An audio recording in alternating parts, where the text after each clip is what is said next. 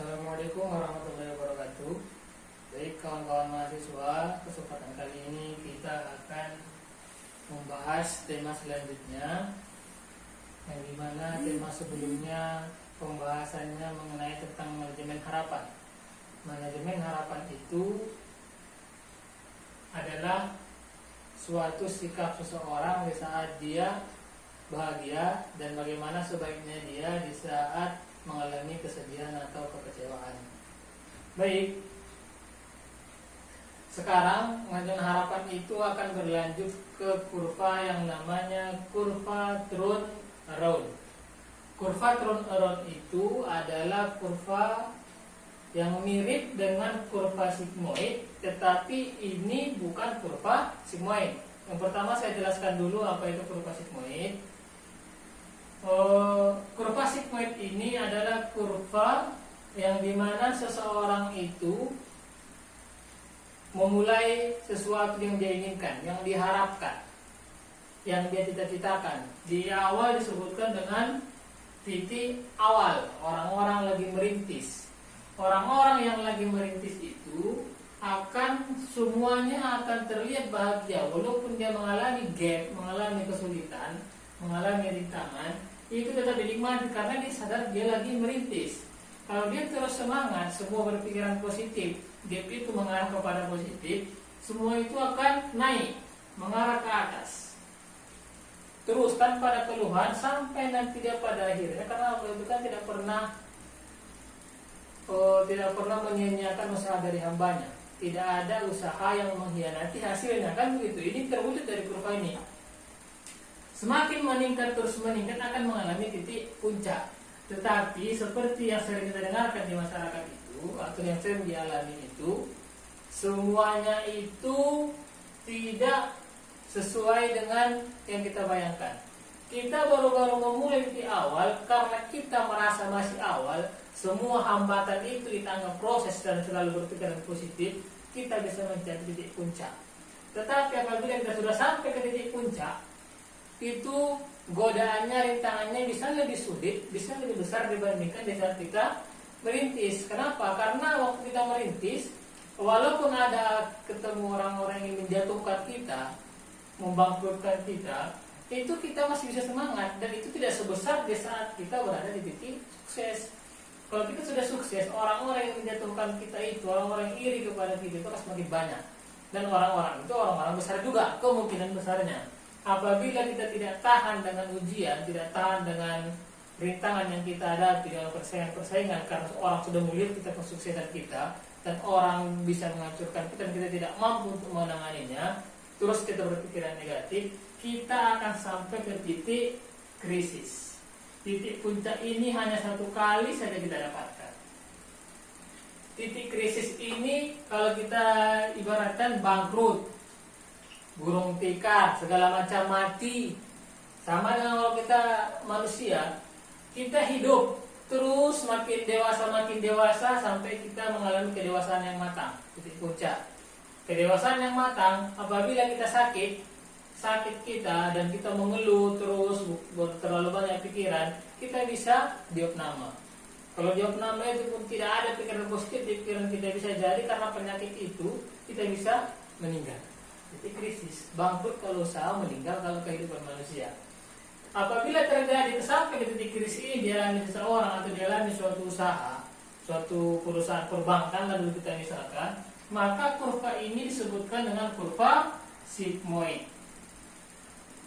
Apabila tidak ada kata krisis dan mampu dia bangkit lagi, dinamakanlah kurvanya sebagai kurva turn around. Kita ulang lagi. Sebagai titik awal, orang-orang merintis akan sampai ke titik puncak. Di saat titik puncak pasti banyak badai, pasti anginnya makin kencang. Kan begitu? Itu normal. Apabila dia menghadapi rintangan itu dengan baik, mampu dilewatinya, sebelum dia sampai ke titik krisis, paling bawah ini, sebelum sampai ke titik krisis, itu dinamakan ada titik turn around. Titik turn around itu adalah titik dia mampu bangkit kembali dari keterpurukan.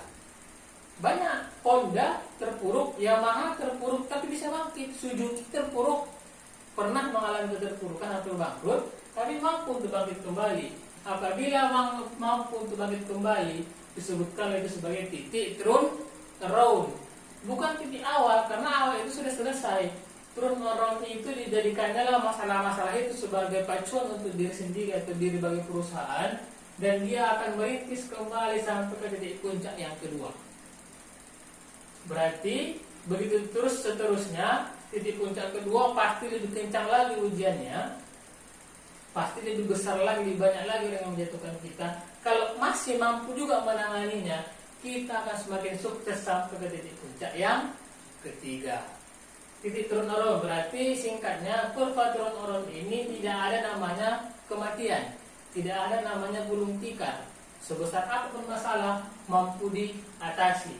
Sebelum sampai ke krisis, dia sudah mampu untuk bangkit kembali. Titik puncak pertama, titik puncak kedua, titik puncak yang ketiga. Itu disebutkan dengan ada titik turun around, mampu bangkit di setiap keterpurukan. Bisa untuk usaha, bisa untuk manajemen organisasi, bisa untuk manajemen perusahaan, bisa untuk manajemen perbankan, bisa untuk kehidupan kita sendiri. Mampu nggak kita menghadapi ujian-ujian atau masalah-masalah yang diberikan Allah kepada kita? Oke, lanjut. Ini bawaan dari manajemen harapan yang lalu. Kita masuk ke teori perilaku konsumen. Karena manajemen perbankan itu acuannya kepada konsumen. Walaupun kita tak mengacu terhadap mitra bisnis, ke saham, ke future, ke forex, tapi kita tetap ke perilaku konsumen lah paling utama didirikannya suatu perusahaan perbankan itu. Oke, untuk manajemen yang membahas tentang perilaku konsumen ini latar belakang lahirnya teori ini karena banyaknya sekarang seorang konsumen itu mengalami keterbatasan pendapatan. Kenapa dia dikatakan terbatas pendapatannya? Karena dia tidak mampu rasa-rasanya mencukupi kebutuhan keinginannya. Apabila kita membahas kita saja, apabila kita sering merasakan ingin membeli sesuatu, tetapi rasa-rasanya kemampuan itu tidak mampu, kemampuan itu keuangan kita tidak mampu untuk membelinya, maka datanglah kita sebagai orang ekonomi harus melaksanakan yang namanya perilaku konsumen. Berarti diulang, kenapa lahir perilaku konsumen? Karena terjadinya keterbatasan pendapatan yang berkurang. Kenapa dikatakan berkurang? Kebutuhan semakin banyak. Kenapa? Karena pendapatan itu bukan hanya untuk kita saja kita gunakan, untuk pribadi ya otomatis, untuk keluarga kita ya. Apabila pribadi kita dan keluarga kita sudah tercukupi, pendapatan kita itu juga untuk masyarakat sekitar kita. Apakah keluarga, apakah tetangga dan lingkungan dan lain sebagainya. Oke, ada dua kurva dalam teori perilaku konsumen. Yang pertama namanya kurva marginal utility. Kurva marginal utility ini adalah kurva yang menjelaskan apabila dia sering mengkonsumsi atau menambahi konsumsinya, maka kepuasannya itu akan berkurang. Perilaku konsumen ini ada dua kurva yang melatar belakang yang paling kuat, itu marginal utility dan total utility, MU dan TU. Utility ini bisa kita artikan sebagai nilai guna barang. Kalau lebih akrab lagi di masyarakat disebutkan ini sebagai kepuasan. Semakin seberapa puas seorang konsumen itu mengkonsumsi suatu barang. Ada dua kurva. Yang pertama namanya marginal utility. Marginal utility ini semakin banyak. Ini kan, ini yang vertikal kurva marginal utility, yang horizontal tetap Q. Q itu adalah kuantiti jumlah. Semakin banyak jumlah yang dikonsumsinya, maka akan semakin menurunlah tingkat kepuasan. Kita contohkan, kita di saat baru selesai olahraga, lagi selesai maraton, apakah maraton siang, maraton pagi, maraton sore, pasti selesai maraton itu kita akan yang pertama kali kita cari adalah air minum. Karena di saat selesai olahraga itu kita akan merasakan haus. Di saat kita ingin minum, kita umpamakan dengan gelas. Kita mengambil gelas yang pertama. Karena kita lagi haus-hausnya, kerongkongan lagi kering-keringnya. Di gelas pertama itu kita mendapatkan, kita simbolkan dengan angka, kita mendapatkan kepuasan 10.10 kepuasannya. Karena itu gelas yang pertama, karena kita lagi haus-hausnya. Gelas pertama itu kita sangat puas. Tetapi nggak tahu kenapa karena kita saking capeknya, gelas pertama itu kurang. Kita membutuhkan gelas tambahan. Kita tambah gelas yang kedua. Tapi nggak tahu kenapa barang kita meminta gelas untuk nambah untuk minum lagi. Setelah kita habiskan gelas yang kedua, kepuasan kita berkurang menjadi 8. Kenapa berkurang? Karena dia sudah tidak di titik awal lagi. Kenapa di gelas yang pertama 10? Karena kita lagi haus-hausnya. Walaupun kita masih membutuhkannya, tetap gelas yang kedua itu mengurangi kepuasan. Kalau kita tambah lagi gelas yang ketiga, kepuasannya bakalan berkurang menjadi 4. Kalau mungkin kita tambah lagi sampai gelas yang keempat dan seterusnya, mungkin kita bisa mutahayar. Kan begitu.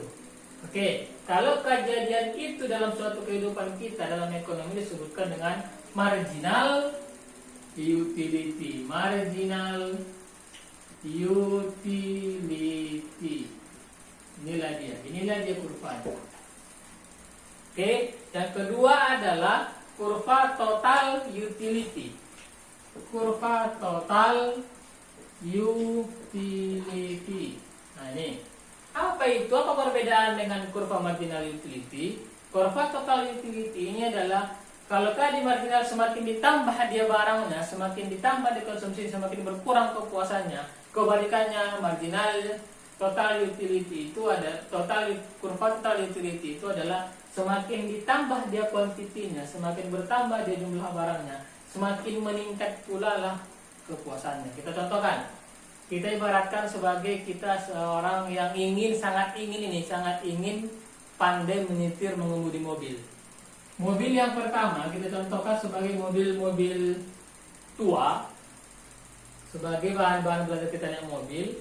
Di saat kita itu belajar mengemudi, kita merasa kita pandai, kita mendapatkan kepuasan 4. Ya, kita baru pandai. Biasanya lumrahnya seorang manusia kalau dia baru pandai mengemudi mobil, pasti dia pengen lagi, karena dia baru pandai.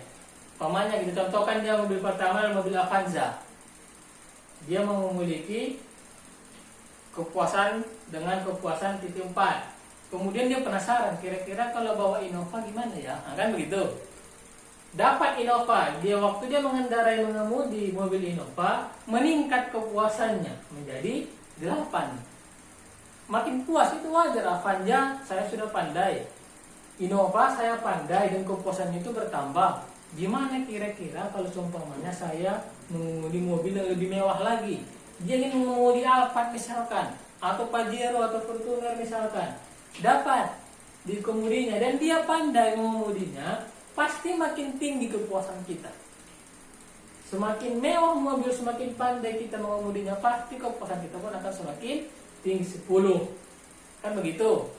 Pandai dari mobil biasa sampai mobil mewah dia pandai, baru pikirlah cenderung dia, ini kan mobil pribadi, gimana kira-kira kalau saya mengemudi mobil besar? Namanya bawa bus, saya pandai nggak? Bawa truk, saya pandai nggak? Diusahakannya juga, dapat dia untuk membawa mobil truk di mobil yang keempat. Itulah dia, apabila dia memang betul-betul pandai, dia akan mendapatkan titik kepuasan 20. Itulah disebutkan dengan titik puncak. Ya, berarti setelah dia pandai bawa bus, dia mengatakan oke, berarti saya semua sudah pandai saya bawanya. Apabila nanti mobil-mobil selanjutnya pun dibawanya, dikemudikannya, walaupun jadi puas, tapi kepuasannya itu tidak sepuas setelah melewati titik puncak. Menurun kepuasannya menjadi 15. Menurun kepuasan itu dinamakan dengan titik jenuh. Kalau kurvanya kita buat begini, seperti kail pancing. Ada titik puncaknya dan ada titik jenuhnya. Kalau kita sudah sampai di puncak, terus kita tambah konsumsinya, akan jenuh. Kalau sudah jenuh masih ditambah juga, akan kembali ke marginal makan semakin lama akan semakin berkurang. Oke, jelas kira-kira untuk marginal utility dan total utility ya. Ya, cukupkan sampai di sini. Semoga jelas. Kalau tidak jelas, di bahan kita cukup jelas saya buat begitu panjang penjelasannya, atau masih kurang juga silahkan tanyakan kepada saya langsung. Baik, terima kasih. Assalamualaikum.